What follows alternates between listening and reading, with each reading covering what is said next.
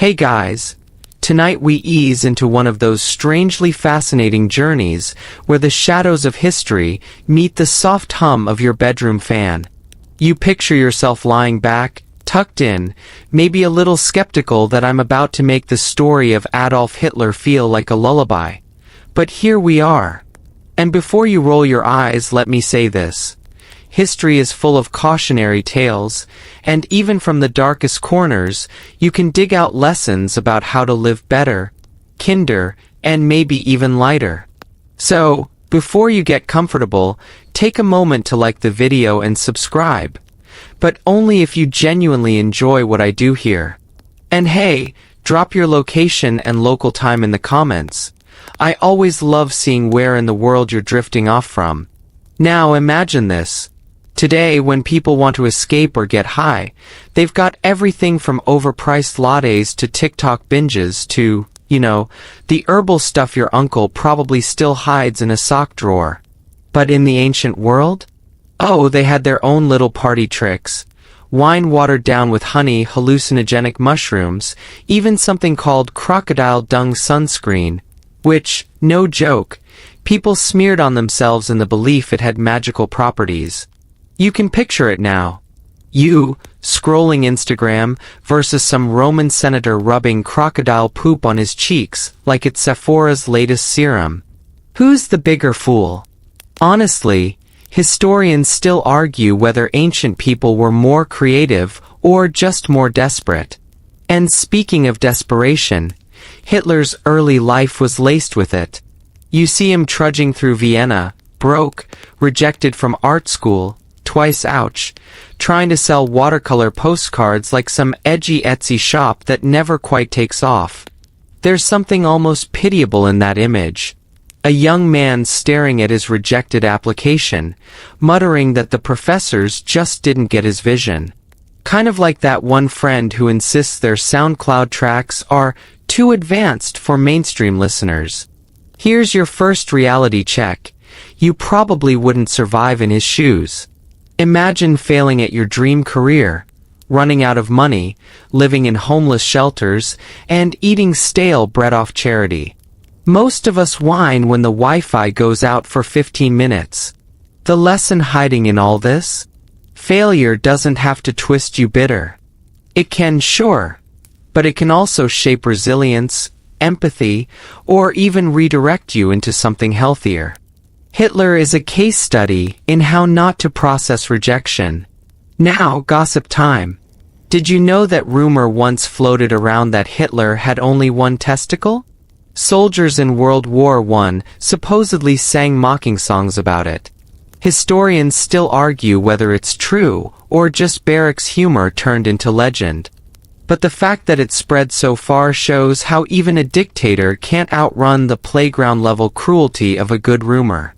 Honestly, part of you has to laugh. The man who dreamed of world domination reduced in history books to a one-liner about missing anatomy. You don't get more karma than that. And here's a quirky tidbit. While he was struggling in Vienna, Hitler spent hours in the library reading, not just German philosophy, but also opera fan magazines. He was obsessed with Wagner, convinced that music held the key to some grand cultural destiny. Imagine him humming dramatic operas while other homeless men are just trying to catch some sleep.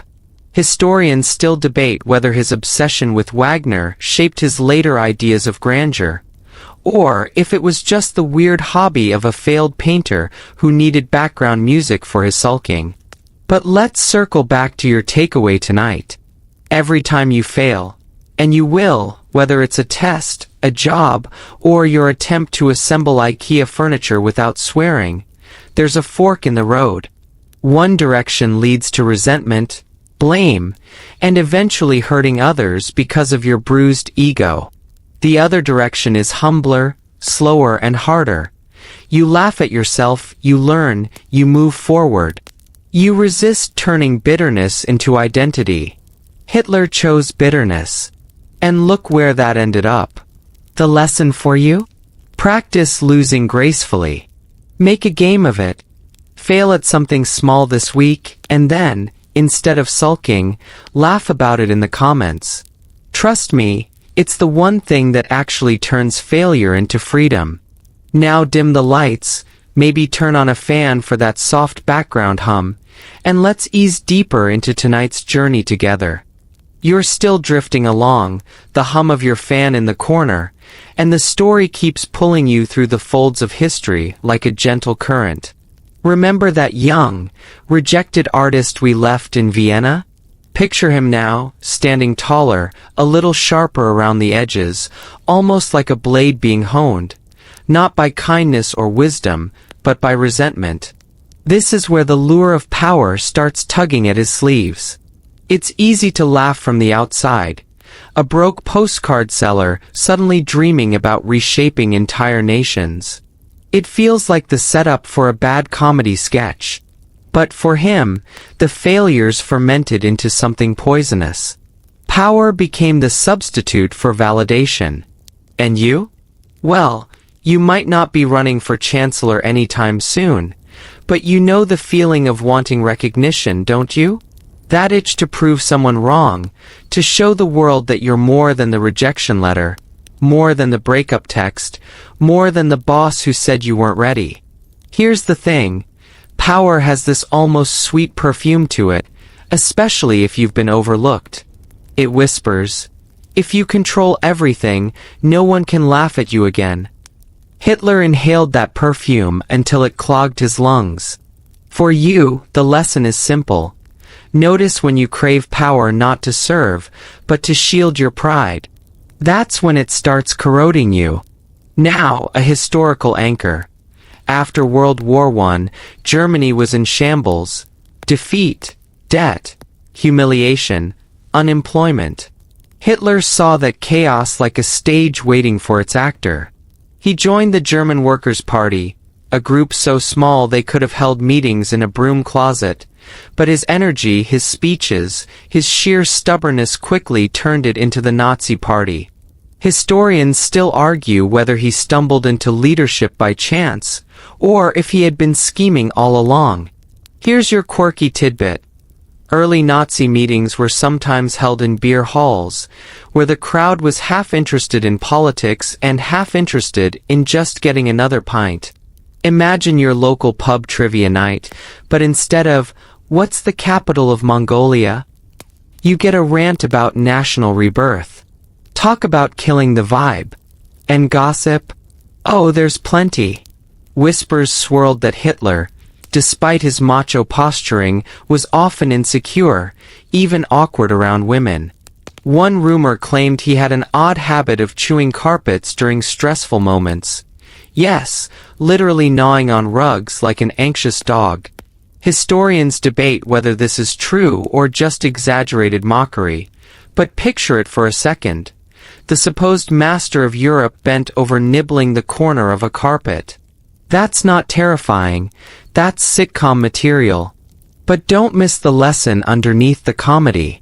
Power without purpose turns into spectacle, into the kind of obsession that makes people gnaw carpets rather than face their own fragile egos.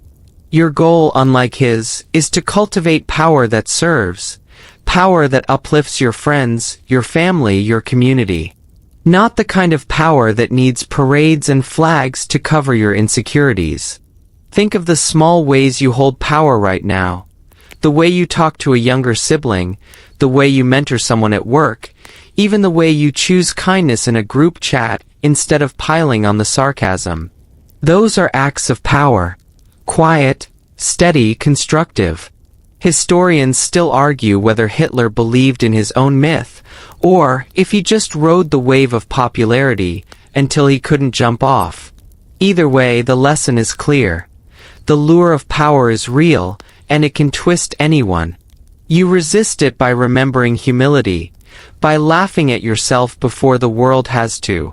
So tonight, as your eyes grow heavy, let that sink in. Power isn't the villain. Unchecked hunger for it is. And the best antidote is keeping a little humility tucked in your pocket, like a secret charm against corruption. You're still floating with me, the fan whispering in the corner, the glow of your phone or laptop softening, And now we step into the crowded beer halls, into the echo of wooden floors, the clinking of mugs, and the sound of one man figuring out how to make an audience lean in. You can almost see it. Hitler standing stiffly at first, nervous maybe, his eyes darting like he isn't sure he belongs. Then, the rhythm kicks in. His voice rises, falls, rolls like a storm. You might not agree with a single word, but you can't deny the stagecraft. And that's the terrifying thing about charisma. It doesn't care if it's attached to truth or lies. It just works. You've seen it in smaller doses. The kid at school who could get the entire class laughing even if his joke wasn't that funny. The boss who says 3 vague sentences in a meeting and suddenly gets a standing ovation. Or that one influencer who convinces you that drinking celery juice will fix your soul. Charisma is the packaging, not the product. Historians still argue whether Hitler consciously studied performance techniques or whether he just stumbled into them.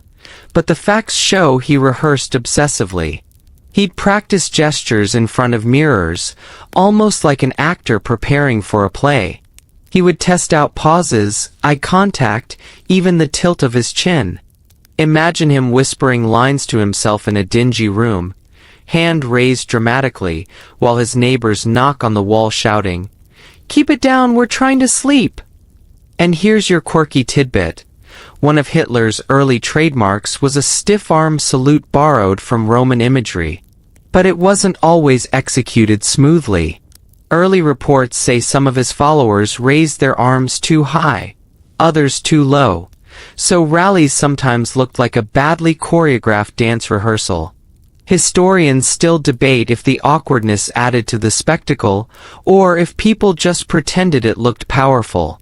Now for gossip, because yes, even dictators get gossip columns. Rumor has it that Hitler once threw a tantrum at his tailor because his pants were too tight during a rally.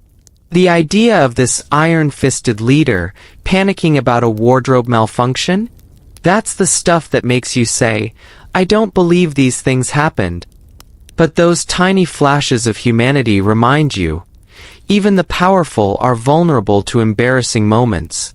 But let's not lose the lesson in the humor. The way charisma works is it bypasses your logic. It hooks you emotionally, makes you nod before you realize you don't agree with what you're nodding to. That's why your takeaway is vital. Don't trust the show until you've checked the script. If someone dazzles you, pause and ask, what are they actually saying? If the words were typed in plain text without the charm, would they still hold up? Imagine applying this in your daily life. A friend wants you to join in mocking someone else. It sounds funny, the energy is there. But if you strip away the charisma, is it kind? Or your boss pitches a project with glowing enthusiasm. If you remove the charm, is it really beneficial or just busy work? This little mental trick keeps you grounded.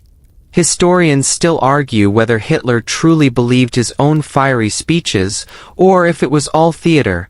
But either way, his charisma became a weapon. For you, the shield is skepticism wrapped in humor. Laugh at the performance, check the content, and resist the urge to be swept away. And now, because I promised at the start, here's your quiz question. Which odd rumor about Hitler have historians debated? A. That he chewed carpets when stressed. B. That he had one testicle. Or C. That his pants were too tight at a rally. Comment your answer if you're still awake. Let's see who's been paying attention. You're still with me, eyes heavy, breath slower, but the story drifts forward, and now we wade into one of the quietest yet most dangerous forces of the 20th century. Propaganda. Not the kind of propaganda where a friend insists pineapple pizza is the pinnacle of culinary genius, but the kind that seeps in through posters, radio waves, and endless repetition until you can't tell truth from performance anymore. Picture Germany in the 1930s. Streets buzzing with uncertainty, inflation chewing up savings, joblessness hanging in the air like fog. Into that fog came messages printed bold and simple, posters with strong lines, flags fluttering like hypnotic signals, slogans short enough to chant even if you'd had 3 pints too many. That's the genius, or rather the poison, of propaganda. It doesn't ask you to think, it asks you to feel. Historians still argue whether propaganda alone could have pulled Germany so tightly under Hitler's spell, or if the deeper wounds of the war made people desperate to cling to any message of strength. Either way, the effect was chilling. Neighbors nodding in unison, workers humming the same slogans, children raised on songs that planted loyalty before they could even spell their own names. Here's your quirky tidbit. One of the early propaganda tools was a cheap little radio called the Volksempfänger, or People's Receiver. It was designed so that almost anyone could afford one, and guess what?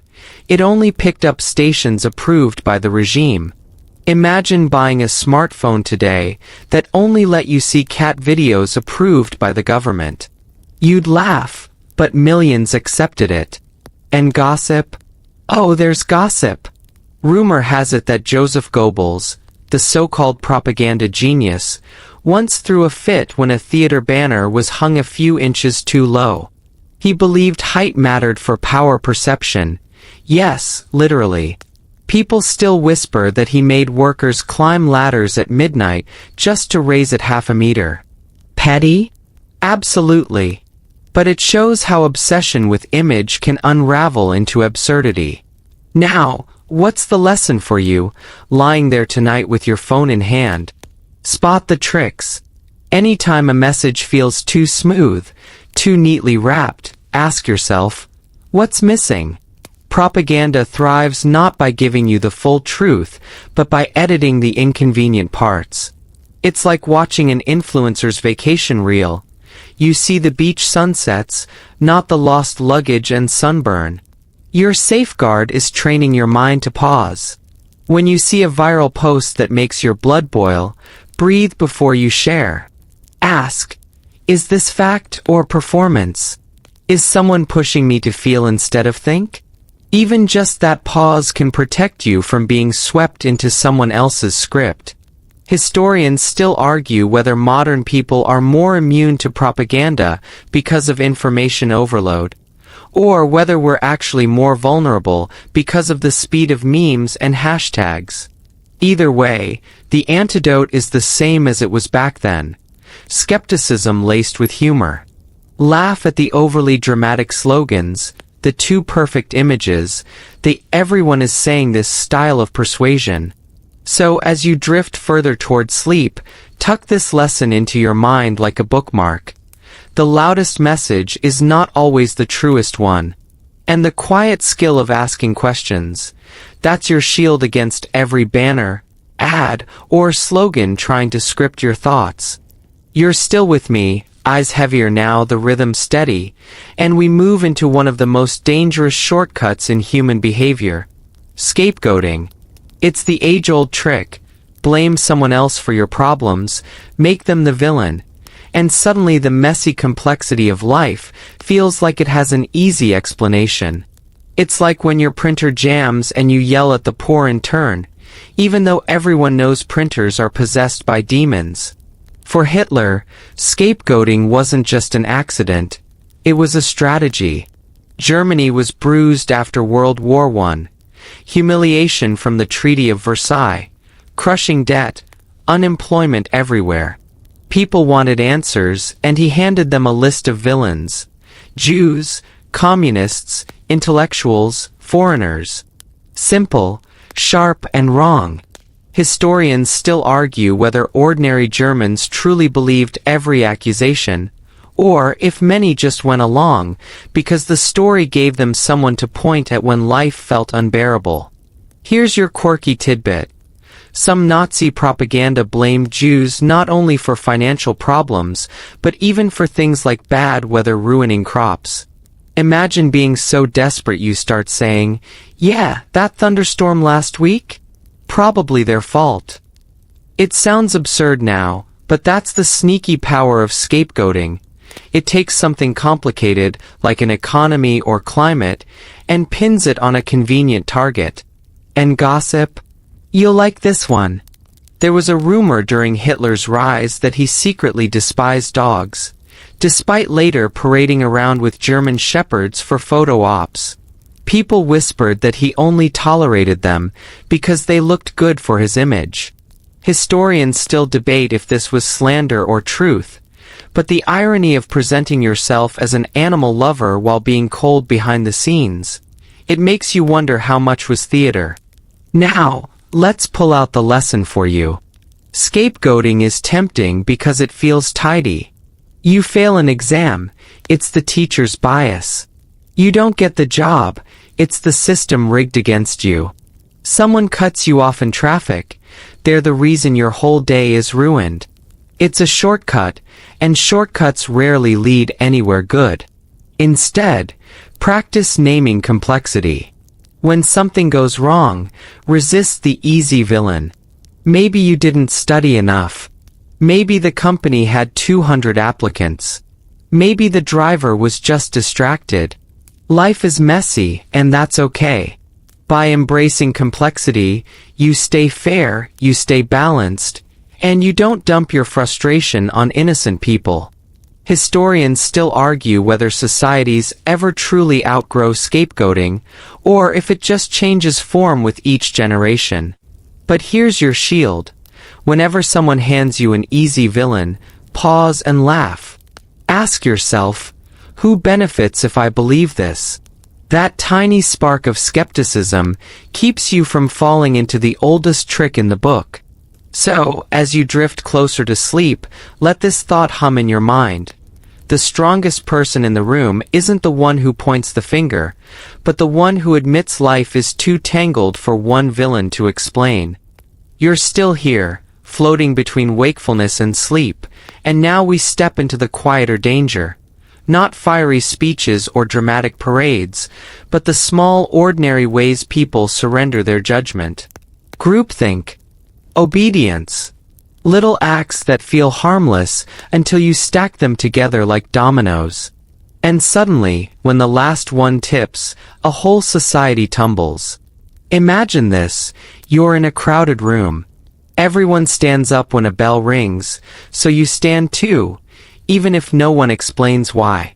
It feels awkward to be the only one sitting, so you go along. That's groupthink in miniature, and it doesn't need swastikas or marching boots.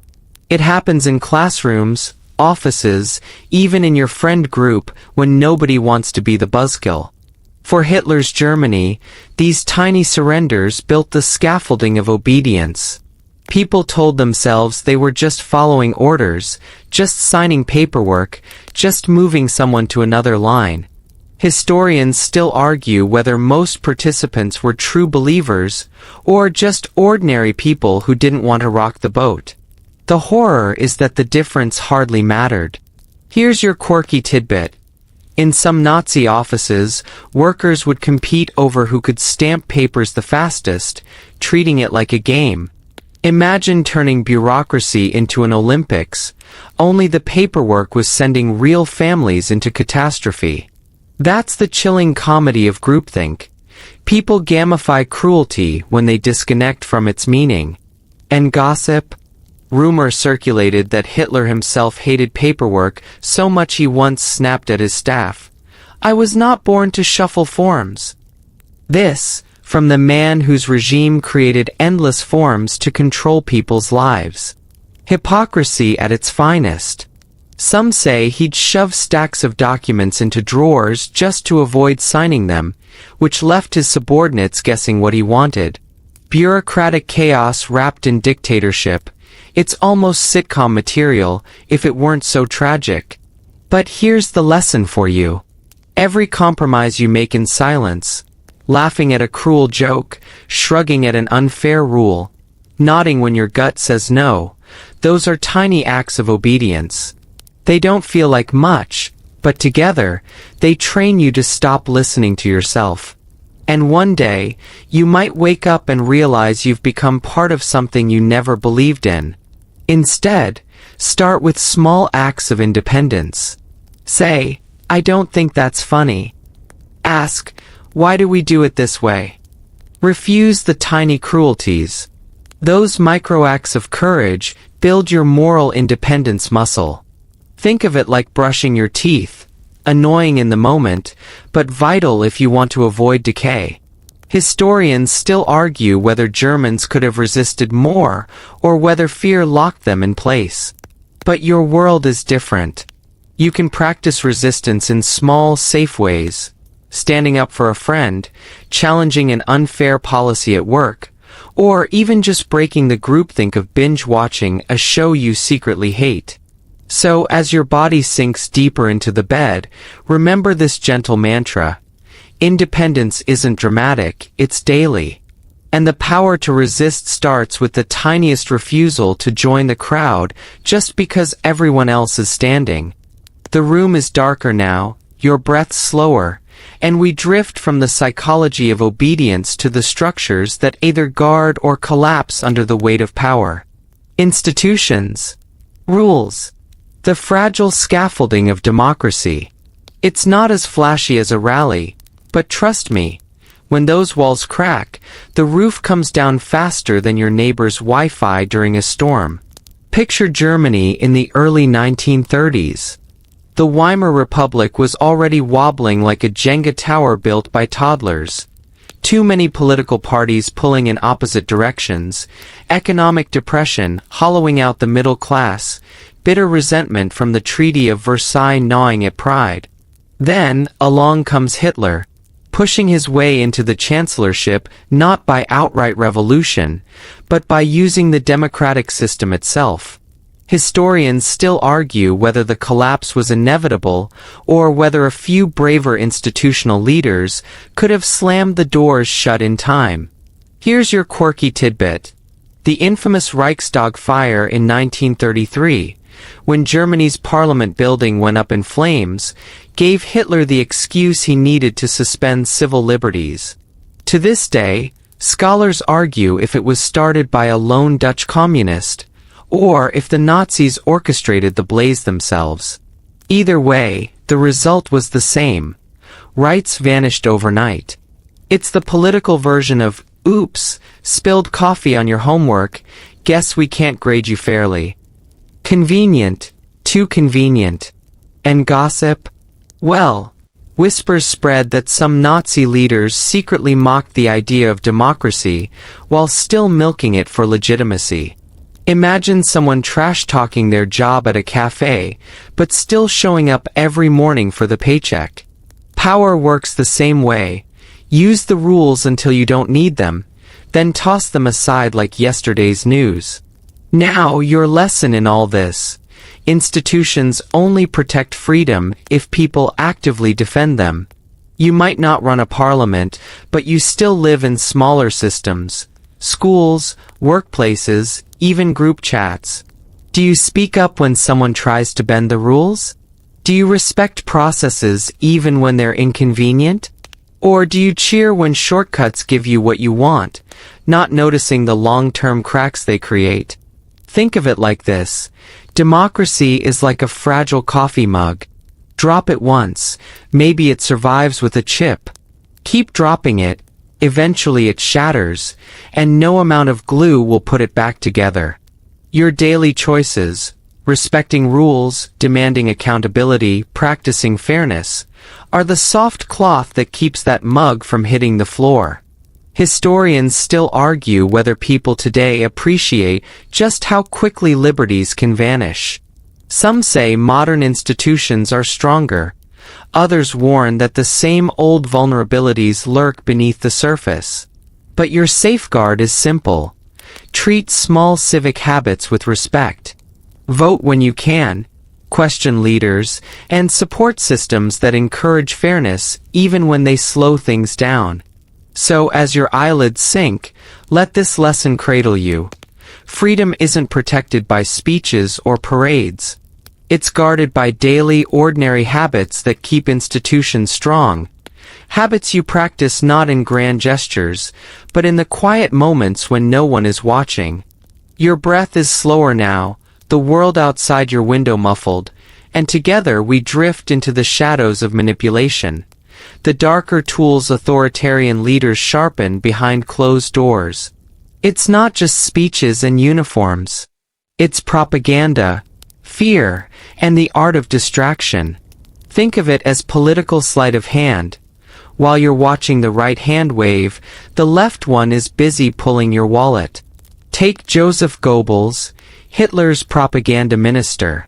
He didn't invent fake news, but he perfected it. He once said, "A lie told once remains a lie, but a lie told 1,000 times becomes the truth."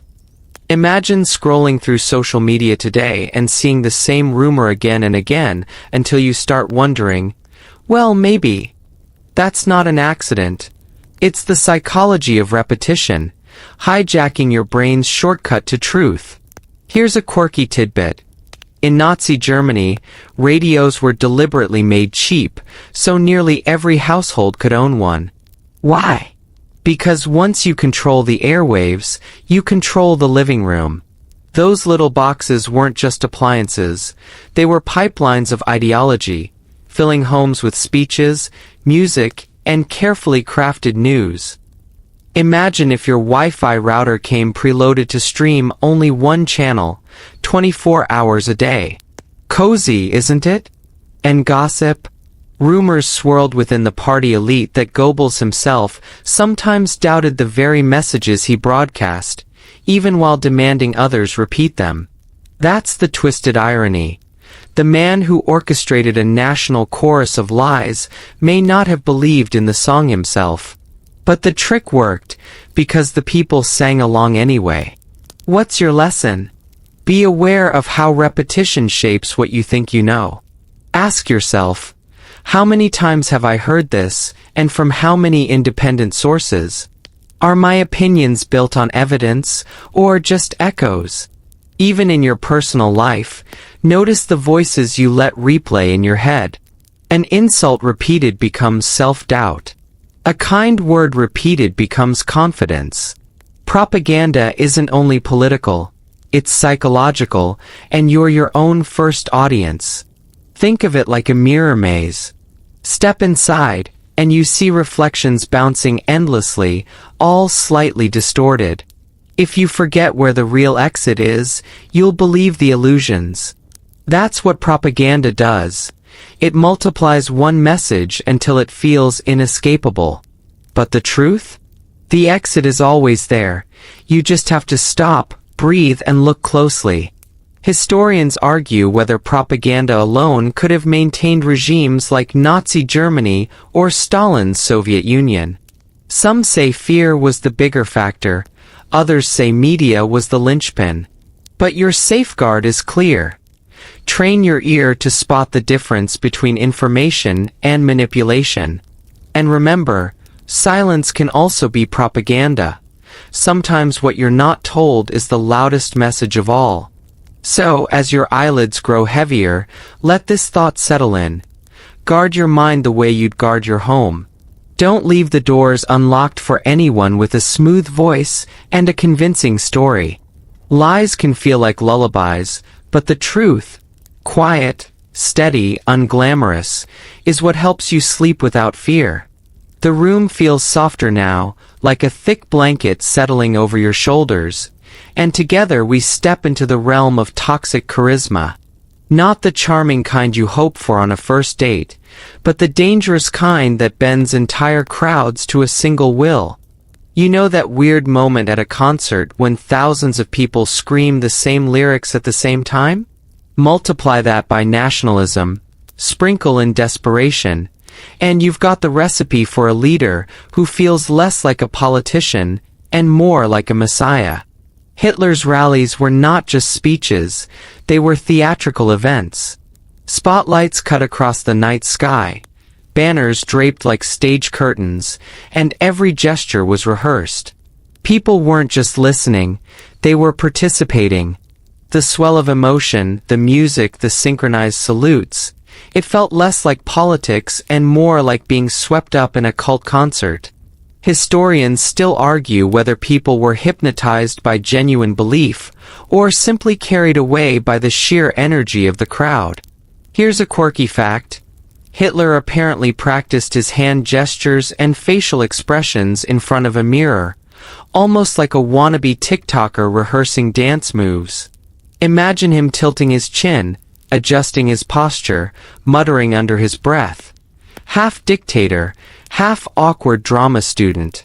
It sounds silly, but those carefully crafted poses became iconic images, burned into history books. Rumors even floated around that some people in the audience fainted, not from heat, but from sheer emotional overwhelm.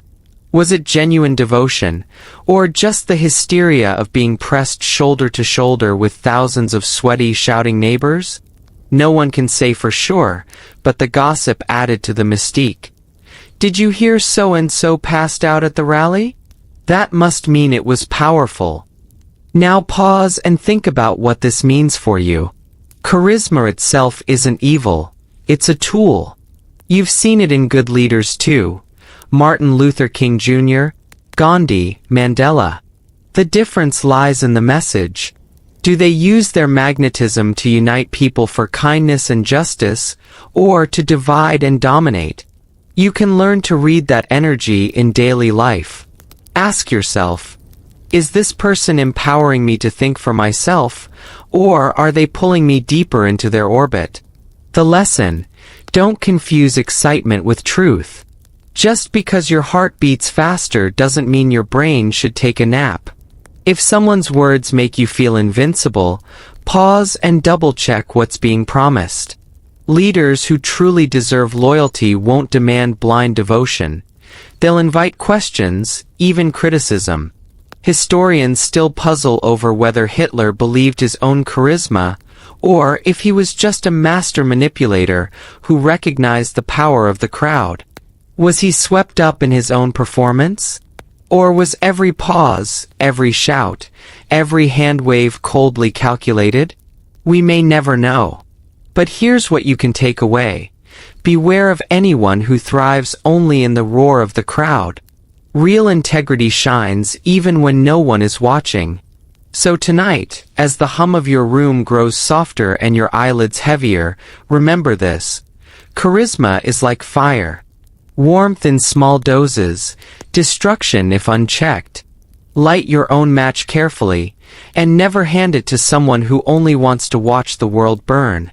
Your breathing has slowed now, like waves against a calm shore, and we slide into the shadows of scapegoating, one of the oldest tricks in the leader's playbook. When life feels too messy, too chaotic, it's tempting to find one neat little target to blame.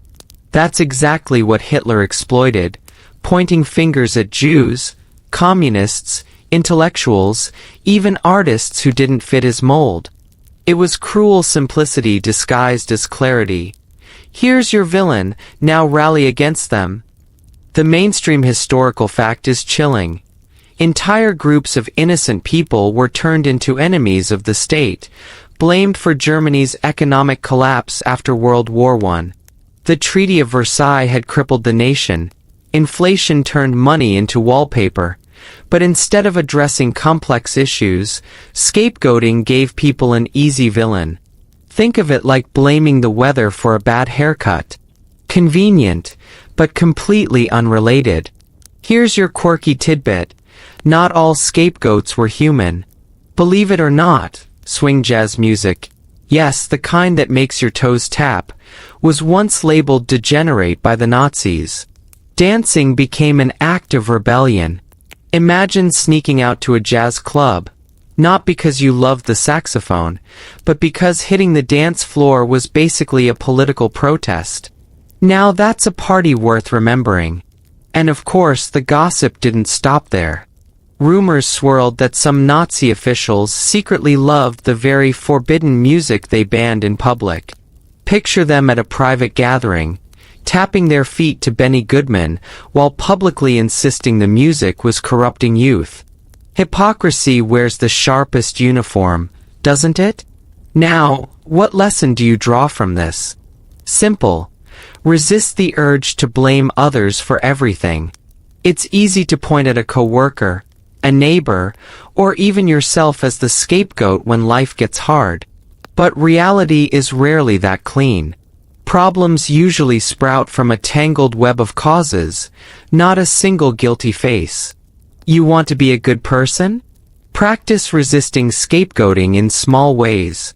Next time you're stuck in traffic, maybe it's not just that idiot driver. It's the weather, the city planning, the 1,000 people ahead of you also late for dinner. Compassion grows when blame shrinks. Historians still argue whether Hitler's scapegoating was strategic cold calculation, or if he truly believed the conspiracy-laced nonsense he shouted. Was he playing chess with people's fears, or had he drunk his own poison Kool-Aid? The debate lingers, but either way, millions paid the price for one man's manipulation of anger. So, as the air in your room feels thicker with calm, remember this before sleep. Don't feed on easy villains. Life isn't a fairy tale with a single bad witch or wolf. It's a whole forest, tangled and alive, full of both thorns and blossoms. If you learn to see that, you'll walk through the world lighter, kinder, and harder to deceive. The night is deepening now, shadows stretching longer across your thoughts, and we step into the lesson of discipline. Not the stiff, joyless kind where you punish yourself for eating an extra cookie, but the structured consistency that can either build you into someone steady or twist you into someone rigid. Hitler's own life shows both sides of that coin. Early failures, stubborn routines, and the dangerous persistence that turns setbacks into stepping stones toward darker goals. Here's the plain historical fact. Before his rise, Hitler faced rejection not once, but twice, from the Vienna Academy of Fine Arts. His dream of being an artist collapsed, leaving him stranded in a city with little money, selling sketches to scrape by. Most people would have taken that as a cue to pivot, maybe sell insurance or open a bakery. But he clung stubbornly to self-belief, turning that rejection into fuel. Historians still debate whether this persistence should be seen as resilience or obsession. Now the quirky tidbit. Hitler was almost comically strict about his daily habits. For instance, he had a deep fondness for long silent walks where he'd imagine speeches or military campaigns. Picture him pacing in circles, muttering dramatic lines to the trees, while tourists passed by thinking, "That guy's rehearsing for a play." Even stranger? He banned smoking around him and promoted anti-tobacco campaigns. An odd contrast, considering his government was otherwise spreading destruction everywhere else. Rumors whispered in his inner circle claimed he would sometimes lecture dinner guests for hours about his dietary habits, including his turn toward vegetarianism. Can you imagine being trapped at a dinner party where the host spends 3 hours telling you why sausages are evil, while dessert just sits there melting? That's discipline turned into torture, not hospitality. But here's your lesson. Discipline itself is neutral. It's the direction that matters. You can use consistency to build kindness, resilience, or mastery of your craft. Or you can use it to dig yourself deeper into harmful obsession. The takeaway is not be disciplined like Hitler, but be disciplined about the right things. Are your habits feeding growth, or feeding bitterness? Think about how this plays out in daily life. A student practicing an instrument every morning might become a great musician. A friend replaying the same grudge every morning might become a great complainer. The discipline is the same. The object changes everything. Your life is a garden, and discipline is the watering can. You choose whether to water weeds or flowers. Historians still argue whether Hitler's disciplined habits, his rigid diet, his daily walks, his scheduled reading, were the secret to his stamina, or if they were symptoms of a controlling personality spiraling out of balance. Either way, he became proof that structure without wisdom can do as much harm as chaos. So as your eyelids grow heavy, reflect softly. Discipline doesn't have to feel like chains. It can be scaffolding, holding you steady as you build something worthwhile. Let your habits be quiet allies, not loud jailers. In the dim hum of your room, you're free to decide which patterns you'll repeat tomorrow, and which ones you'll gently let go. The air feels almost syrupy now, time stretching as if your clock is half asleep, and we drift into the weighty theme of loyalty, one of those double-edged swords that can either steady a society or drag it into disaster. Hitler's world was held together by webs of loyalty, between soldiers and commanders, between citizens and the regime, between friends who knew that betrayal might cost them their lives. Loyalty became less about trust and more about survival. Here's the mainstream historical fact.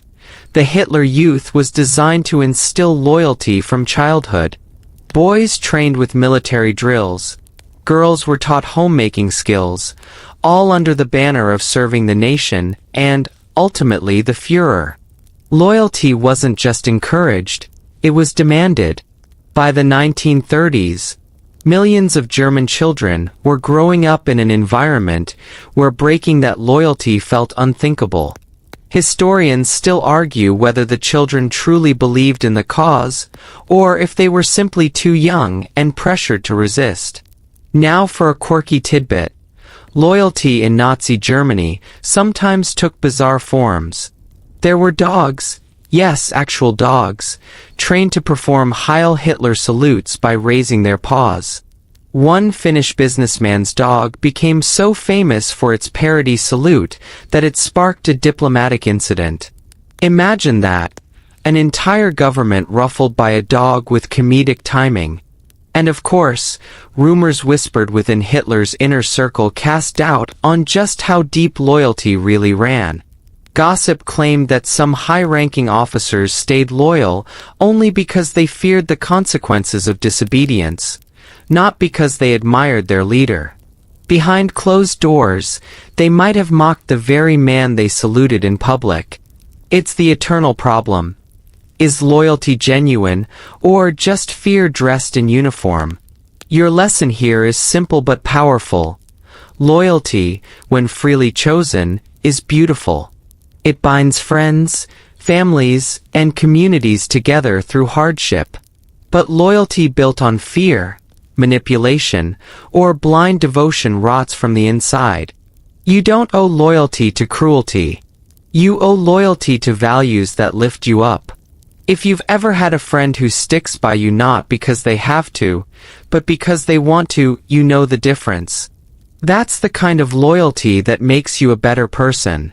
Historians still puzzle over whether Hitler's own lieutenants were genuinely loyal to him until the bitter end, or whether they were trapped by their own ambitions and the fear of execution. Some deserted, some plotted against him, and yet others stayed until the bunker's last hour. The question lingers. Was it loyalty, or just the inability to imagine another way out? So as the night hums gently around you, let this thought cradle you toward sleep. Loyalty should never chain you to destruction. Give your loyalty carefully, like lending out your favorite book. If it doesn't come back worn with love and respect, maybe it wasn't deserved in the first place. The night has thickened into that velvety quiet where even your thoughts move slowly, and now we wander into the realm of obsession. Not the light-hearted kind, like binge-watching a show until 3 a.m., but the consuming drive that swallows balance and leaves only tunnel vision. Hitler's life was marked by obsessions that shaped every decision, from his rise to power to the devastation he unleashed. Here's your grounded historical fact. Hitler became utterly obsessed with the idea of Lebensraum, or living space. He believed Germany needed to expand eastward to survive, and this fixation drove policies that led directly to invasion and war. It wasn't a passing idea. It was an obsession he circled back to repeatedly, no matter the cost. Historians still argue whether this obsession was born out of genuine geopolitical strategy, or just a twisted projection of personal paranoia and prejudice. Now for a quirky tidbit. Hitler's obsessions weren't just political. He had strange, almost petty fixations too, like a near phobia of dentists. He reportedly suffered from terrible teeth, avoided proper treatment, and obsessed over home remedies instead. Imagine the most powerful man in Europe guzzling herbal concoctions while terrified of sitting in a dental chair. World domination? Sure. Root canal? Absolutely not. And then there's the gossip. Insiders whispered that Hitler's obsession with astrology and mysticism sometimes guided his decisions. Some claimed he delayed military operations because astrologers warned him of bad omens. Picture generals with maps and strategies, standing awkwardly while their leader waited for Mercury to leave retrograde.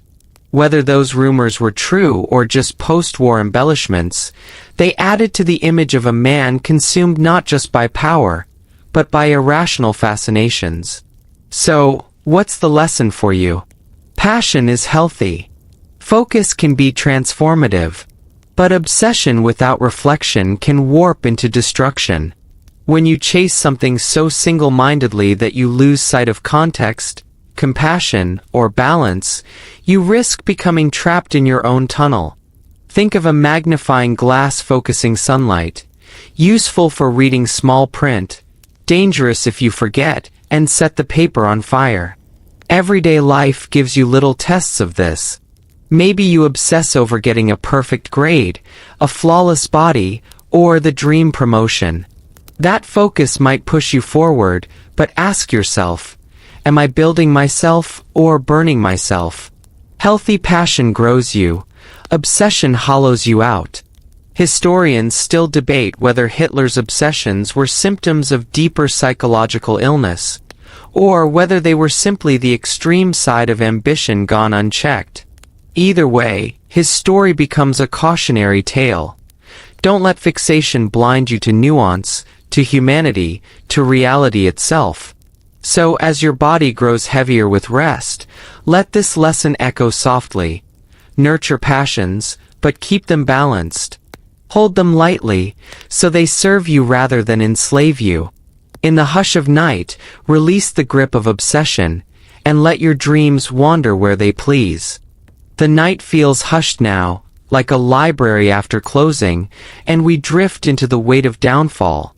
Every rise carries within it the seeds of collapse, and Hitler's story reminds us that unchecked ambition and cruelty eventually turn inward.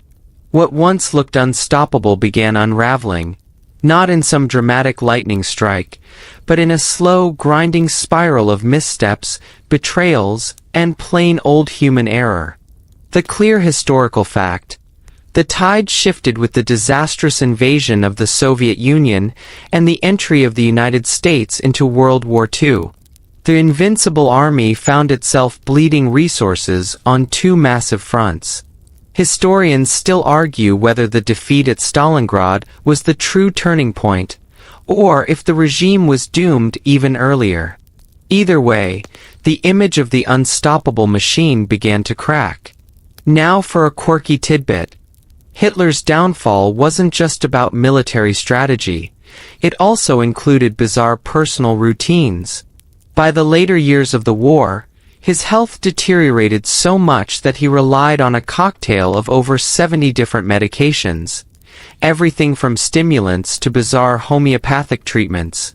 His personal physician, Dr. Theodore Morel, reportedly gave him daily injections of strange concoctions, including animal liver extracts.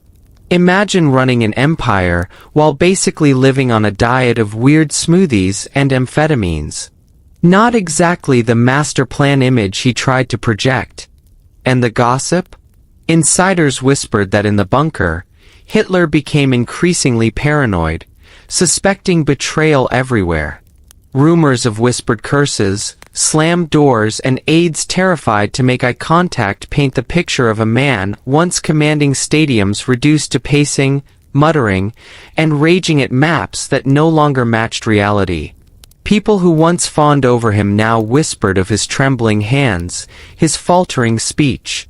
The mystique of power had evaporated. What's your lesson here? Downfall teaches humility. No matter how high someone rises, arrogance, cruelty, or blind pride will eventually topple them. The world may admire strength, but it always remembers the fall. And in your own life, it's worth remembering that failure isn't always dramatic. It's often the slow accumulation of ignored warning signs, the little mistakes left uncorrected. Pay attention to those, and you might save yourself the crash. Historians still puzzle over whether Hitler could have avoided total ruin with different choices. Say, not invading Russia, or not declaring war on America. But the deeper truth might be this. Systems built on hatred and fear carry their own expiration date. They can survive for a while, but they collapse under the weight of their own rot. So as the night thickens, let this sink in gently. Every empire, every ego, every storm eventually passes. Downfall is the reminder that no pedestal is permanent. And for you, that's a comfort. You don't have to fear mistakes, because they too fade and crumble. You can begin again tomorrow, lighter and wiser. The night is at its quietest now, your room humming like a seashell pressed to your ear, and we arrive at the final lesson. Legacy. What lingers after someone is gone? For Hitler, the legacy is one of devastation, cruelty, and warning. His story doesn't live as a guide to follow, but as a lighthouse flashing warnings across generations. Don't steer this way again. Here's the solid historical fact. After his death in April 1945, the world confronted the ruins of a regime that had promised glory and delivered ruin. Millions dead, cities shattered, families broken. Trials at Nuremberg dragged his surviving lieutenants into the light, exposing crimes the world had never seen on such a scale. Historians still argue whether those trials were enough justice, or simply the beginning of a conversation that continues to this day. Now the quirky tidbit. Despite being one of the most infamous figures in history, Hitler's personal belongings, his paintings, sketches, even his furniture, have surfaced in auctions. Strange as it sounds, collectors have paid absurd amounts for things like his old watercolors. It's as if people can't resist touching the edges of infamy, like poking at a scar just to feel the sting. And the gossip? After his death, rumors swirled for decades that he had escaped the bunker. Whispers of sightings in Argentina, Spain, even Antarctica. Whole conspiracy theories grew around the idea that he never really died in Berlin. Most historians dismiss these as fantasies, but the fact they endure shows how human minds cling to mystery, even when truth is already grim enough. What's the lesson for you? Legacy isn't what you own, or the myths whispered after you're gone. It's the imprint of your choices on the lives around you. A cruel legacy haunts, a kind one comforts. You don't have to be remembered by millions. Being remembered by one person, with warmth, is enough. If a friend someday says, "They made my life easier, better, lighter," then your legacy is brighter than any monument. Historians still argue whether it's dangerous to even study Hitler's life too deeply, fearing that fascination can slide into imitation. But maybe the safest way to engage is to focus on the lessons of what not to do. His legacy is a cautionary tale, a reminder that greatness isn't measured by domination, but by compassion. And now, as the weight of all 15 sections settles over you, it's time to slip gently into the wind down. Let the pace slow here, like a lullaby stretching into silence. The story has run its course, the heavy shadows of history retreating into the background, leaving only soft echoes. Whatever harshness the tale carried, it has melted into lessons, and those lessons now dissolve into calm. Picture yourself lying on a quiet hillside at dusk. The world is still, save for a faint breeze brushing the grass. Above, the sky is painted in muted shades of violet and silver, stars peeking out one by one, steady and eternal. History's noise, its rallies and battles, feels far away, almost like static on a distant radio that someone has slowly turned down. Breathe in, long and gentle. Breathe out, even slower. Each breath carries away the weight of today, leaving only lightness in its place. You don't need to carry Hitler's story with you into sleep. It was only a vessel, a reminder of what paths not to take, and what better paths lie waiting. Now imagine those lessons reshaped, softened into whispers. Practice kindness, guard your mind from manipulation, let discipline guide but not chain you, give loyalty wisely, and hold passion without letting it harden into obsession. They hover like soft lanterns above you, glowing just enough to guide, never bright enough to disturb your rest. You're safe here, wrapped in your blanket, shielded from the noise of the world. The hum of night is steady, the silence almost musical. Your body feels heavy, but in a good way, the kind of heaviness that means release. Let go now. Let your thoughts fade like chalk washed from a sidewalk after rain. Drift with the stars, sink into stillness, and rest in the peace you've earned.